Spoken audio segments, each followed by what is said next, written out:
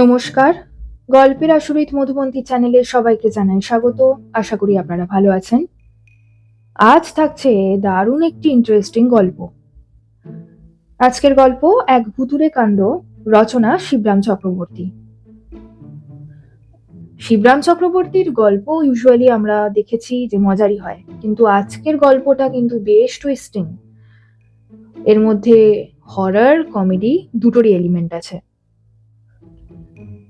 তাহলে চলুন শুরু করি আজকের গল্প, এক ভুতুড়ে কাণ্ড। সঙ্গে থাকুন।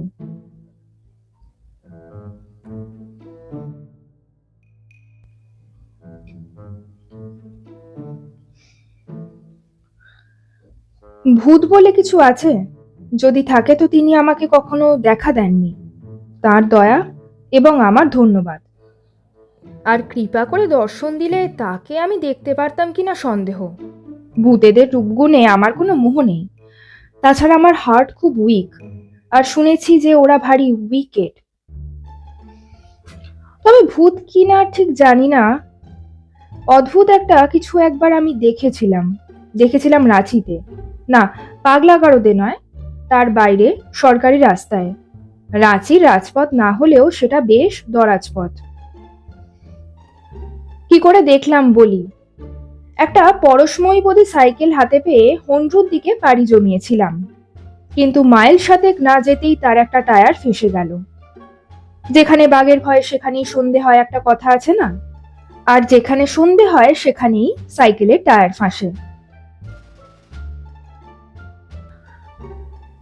জনমানবহীন পথ, জায়গাটাও জঙ্গলি। আরো মাইল পাঁচেক যেতে পারলে গায়ের মতো একটা পাওয়া যেত, কিন্তু সাইকেল ঘাড়ে করে যেতে হলেই হয়েছে। এমনকি সাইকেল ফেলে শুধু পায়ে হেঁটে যেতেও পারবো কিনা আমার সন্দেহ ছিল। হাঁটতে হবে আগে জানলে হাতে পেয়েও সাইকেলে আমি পা দিতাম না নিশ্চয়ই। তখনও সন্ধে হয়নি, এই হব হব। সামনে গেলে 5 মাইল, ফিরতে হলে 7। দুদিকেই সমান পাল্লা। কোন দিকে হাঁটান দেব হাঁ করে ভাবছি। শেষ পর্যন্ত কি হাঁটতেই হবে? এই একই প্রশ্ন প্রায় আধ ঘন্টা ধরে পুনঃ পুনঃ আমার মানসপটে উদিত হয়েছে, আর একমাত্র উত্তর আমিই দিয়েছি, না বাবা, প্রাণ থাকতে নয়। অবশ্যই এরকম স্থানে আর এহেন অবস্থায় প্রাণ বেশিক্ষণ থাকবে কিনা সেটাও প্রশ্নের বিষয় ছিল। সন্ধে উতরে গিয়ে বাঁকা চাঁদের ফিকে আলো দেখা দিয়েছে। সেদিন পর্যন্ত এধারে বাঘের উপদ্রব শোনা গেছিল, কখন হালুম শুনবো কে জানে। তবু চিরদিনই আমি আশাবাদী, সমস্যার সমাধান কিছু না কিছু একটা ঘটবেই। অচিরেই ঘটল বলে 2-1 মিনিটের অপেক্ষা কেবল, এবং সেই অভাবনীয় সুযোগ নিয়ে সহজেই আমি উদ্ধার লাভ করব। এরকমটা ঘটেই থাকে, এতে বিস্ময়ের কিছু হলো না। কত গল্পের বইয়ে এরূপ ঘটতে দেখা গেছে, আমার নিজেরই কত গল্পে এরকম লিখেছি তার ইয়ত্তা নেই। আর স্বয়ং লেখক হয়ে আমি নিজে আজ বিপদের মুখে পড়েছি বলে সেই সব অঘটনগুলো ঘটবে না? কোনো গল্পের নায়ক কি কখনো বাঘের পেটে গেছে? তবে একজন গল্প লেখকই বা কোন দুঃখে যাবে শুনি? সেই অবশ্যম্ভাবী মুহূর্তের অপেক্ষায় আরো আধ ঘন্টা কাটালাম। অবশেষে একটা ঘটনাকর মতো দেখা দিল বটে। একখানা লরি, খুব জোরেও নয় আস্তেও নয়, আসতে দেখা গেল সেই পথে। রাঁচির দিকে যাচ্ছিল লরিটা। আমার টর্চ বাতিটা জ্বালিয়ে নিয়ে প্রাণপণে ঘোরাতে লাগলাম।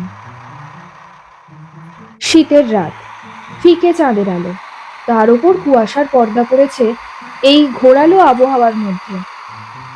আমার আলোর ঘূর্ণিপাক লরির ড্রাইভার দেখতে পেলে হয়। লরিটা এসে পৌঁছলো, এলো একেবারে সামনাসামনি। মুহূর্তের জন্যই এলো, কিন্তু মুহূর্তের জন্যও থামলো না। যেমন এলো তেমনই চলে গেল নিজের আবেগে। রাস্তার বাঁক ঘুরে অদৃশ্য হয়ে গেল মুহূর্তের মধ্যে। অনর্থক কেবল টর্চটাকে আর নিজেকে টর্চার করা। আলোর আন্দোলন করতে গিয়ে হাত ব্যথা হয়ে গেছিল। লরিওয়ালারা কি কানা হয়ে লরি চালায় নাকি? যেরকম তারা মানুষ চাপা দেয় তাতে বিচিত্র নয়। শেষটা কি হাঁটাই আছে কপালে? এই ঝাপসা আলো আর কুয়াশার মধ্যে সাইকেল টেনে পাক্কা 7 মাইলের ধাক্কা, ভাবতেই আমার বুক দূর দূর করতে থাকে। তার চেয়ে বাঘের পেটের মধ্যে দিয়ে স্বর্গে যাওয়া ঢের শর্টকাট। না না, কোথাও যেতে হবে না, বাঘের পেটেও নয়। কিছু না কিছু একটা হতে বাধ্য, অনতি বিলম্বেই হচ্ছে। আর 1 মিনিটের অপেক্ষা কেবল। এর মধ্যে কুয়াশা আরো জমেছে, চাঁদের আলো ফিকে হয়ে এসেছে আরো। আমি নিজেকে প্রাণপণে প্রবোধ দিচ্ছি, এমন সময় দুটো হলদে রঙের চোখ কুয়াশা ভেদ করে আসতে দেখা গেল। বাঘ নাকি? না, বাঘ নয়। দুই চোখের অতখানি ফারাক থেকেই বোঝা যায় বাঘের দৃষ্টিভঙ্গি ওরকম উদার হতে পারে না।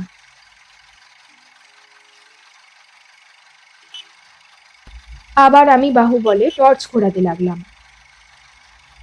ছোট একটা বেবি অস্টিন, তারই কটাক্ষ। আস্তে আস্তে আসছিল গাড়িটা, এত আস্তে যে মানুষ পা চালালে বোধহয় ওর চেয়ে জোরে চলতে পারে। আস্তে আস্তে গাড়িটা আমার সামনে এসে পড়ল। আমি হাঁকলাম, এই, কিন্তু গাড়িটার থামবার কোনো লক্ষণ নেই। তেমনি মন্থর গতিতে গড়িয়ে চলতে লাগলো গাড়িটা। আমার পাশ কাটিয়ে যাবার দুর্লক্ষণ দেখে আমি মরিয়া হয়ে উঠলাম। না, আর দেরি করা চলে না, এক্ষুনি একটা কিছু করে ফেলা চাই। এসপার ওসপার যা হোক, গাড়ির মালিককে না হয় ভয় ভদ্রতা রক্ষা করার প্রয়োজন নেই, কিন্তু আমাকে তো আত্মরক্ষা করতে হবে। অগত্যা আগায়মান গাড়ির গায়ে গিয়ে পড়লাম। দরজার হ্যান্ডেল ঘুরিয়ে ঢুকে পড়লাম ভেতরে। চলন্ত গাড়িতে ওঠা সহজ নয়, নিরাপদও নয়, কিন্তু কি করব, 1 মিনিটও সময় নষ্ট করার ছিল না। কায়দা করে উঠতে হলো কোনো গতিকে। কে জানে, এই হয়তো সশরীরে রাঁচি ফেরার শেষ সুযোগ। সাইকেলটা রাস্তার ধারে ধরাশায়ী হয়ে থাকলো। থাকবে, কি করা যাবে। নিতান্তই যদি রাত্রে বাঘের পেটে না যায়। বাঘরা কি সাইকেল খেতে ভালোবাসে? কাল সকালে উদ্ধার করা যাবে। সাইকেলের মালিককে আগামীকাল একসময় জানালেই হবে, বেশি বলতে হবে না। খবর দেওয়া মাত্র আমার 14 পুরুষে শ্রাদ্ধ করে তিনি নিজেই এসে নিয়ে যাবেন। ছোট্ট গাড়ির মধ্যে যতটা আরাম করে বসা যায় বসেছি। বসে ড্রাইভারকে লক্ষ্য করে বলতে গেছি, আমায় লালপুরায় মোড়টায় নামিয়ে দেবেন, তাহলেই হবে। ডাক্তার যদু গোপালের বাড়ির। বলতে বলতে আমার গলার স্বর উঠে গেল। বক্তব্যের বাকিটা উচ্চারিত হলো না। আমি হাঁ করে তাকিয়ে থাকলাম, আমার দু চোখ ঠিকরে বেরিয়ে আসতে চাইল। আমার শার্টের কলারটা মনে হলো যেন আমার গলার চারধারে চেপে বসেছে। হাত তুলে যে গলার কাজটা আলগা করব সে ক্ষমতা নেই। আঙুলগুলো অব্দি অবশ। সেই শীতের রাত্রেও সারা গায়ে আমার ঘাম দিয়েছে। যেখানটায় ড্রাইভার থাকবার কথা সেখানে কেউ নেই, একদম ফাঁকা। আমি তাকিয়ে দেখলাম, জিভ আমার টাগরায় আটকে ছিল। কয়েক মিনিট বাদে সেখান থেকে নামতে বাকশক্তি ফিরে পেলাম। ভূত, ভূত ছাড়া কিছু না। আপনা থেকেই আমার মুখ দিয়ে বেরিয়ে গেল। আমার কথায় ভূত যে কর্ণপাত করলো তা মনে হলো না। বে ড্রাইভার গাড়ি যেমন চলছিল তেমনই চলতে লাগলো। প্রথমে আমার মনে হলো নেমে পড়ি গাড়ি থেকে, কিন্তু তারপর সমস্ত পথ হেঁটে মরতে হবে এই কথা ভাবতেই ভূতের মারও তার চেয়ে ঢের শ্রেয় বলে আমার জ্ঞান হলো। আমার নামের প্রথমার্ধ ভূত ভাবন, আর বাকি অর্ধেক ভূত ধাবন।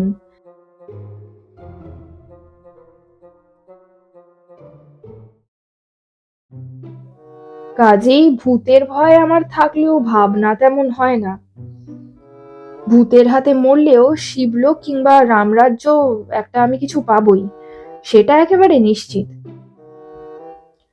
কিন্তু তাহলেও এমন অভূতপূর্ব অবস্থায় পড়তে হবে কখনো ভাবিনি। ড্রাইভার নেই এবং গাড়ির ইঞ্জিনও চলছিল না, তবু গাড়ি চলছিল এবং ঠিক পথ ধরেই চলছিল। এই কথা ভেবে এবং হেঁটে যাওয়ার চেয়ে যাওয়ার আরাম বেশি বিবেচনা করে প্রাণের মায়া ছেড়ে দিয়ে সেই ভুতুড়ে গাড়িকেই আশ্রয় করে রইলাম। আলস্যের সঙ্গে আমি কোনোদিনই পারি না। চেষ্টা করলে হয়তো বা কায় ক্লেশে পারা যায়, কিন্তু পেরে লাভ তো ডিমের। চিরকালের মতো এবারও আমার আলস্যই জয়ী হলো শেষটায়। ঘন্টা দুই পরে গাড়িটা একটা লেভেল ক্রসিং এর মুখে এসে পৌঁছেছে। ক্রসিং এর গেট পেরিয়ে যখন প্রায় লাইনের সম্মুখে এসে পড়েছি, তখন হুঁশ হলো আমার। হুঁশ হুঁশ করে তেড়ে আসছিল একটা আওয়াজ। রেলগাড়ির আগমনী কানে আসতেই আমি চমকে উঠলাম। আপ কিংবা ডাউন, একটা গাড়ি এসে পড়লো বলে। অদূরে তার ইঞ্জিনের আলো দেখা দিয়েছে, কিন্তু আমার গাড়ির থামবার কোনো উৎসাহ নেই। বিনে ভাড়ায় গাড়ি চেপে চলেছি বলে কি অদৃশ্য ভূত আমায় টেনে নিজের দল ভারী করতে চায় নাকি? নিঃশব্দে গাড়ির শান্তিভঙ্গ করে গম গম করতে করতে ছুটে আসছিল ট্রেনটা। তার জ্বলন্ত চোখে মৃত্যুদূতের হাতছানি।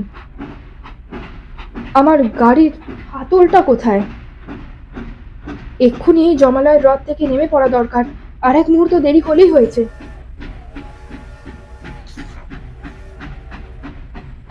কোনো রকমের দরজা খুলে তো বেরিয়েছি, আমিও নেমেছি আর আমার গাড়িও থেমেছে। আর সঙ্গে সঙ্গে সামনে দিয়ে রেলগাড়িটাও গর্জন করতে করতে বেরিয়ে গেছে।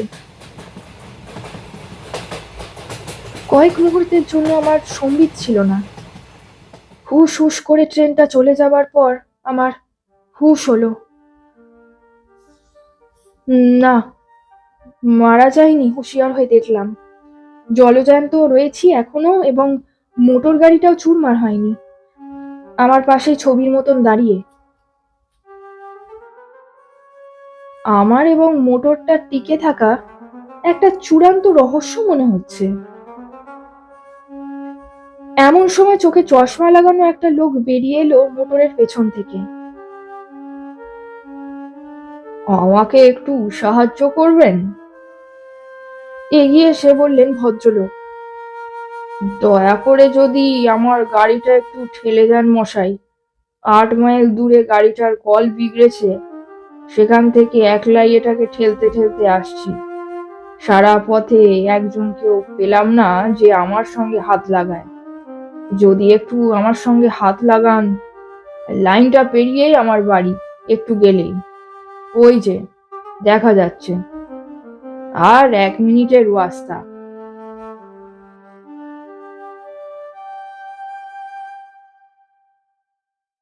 শেষ হলো আজকের গল্প এক ভুতুড়ে কাণ্ড। রচনা শিবরাম চক্রবর্তী। গল্প পাঠ এবং সমগ্র পরিচালনায় আমি মধুবন্তী। খুব শীঘ্রই ফিরে আসবো পরবর্তী একটি নতুন নিবেদন নিয়ে। ততদিন স্টে কানেক্টেড উইথ গল্পের আসরিত মধুবন্তী। ধন্যবাদ।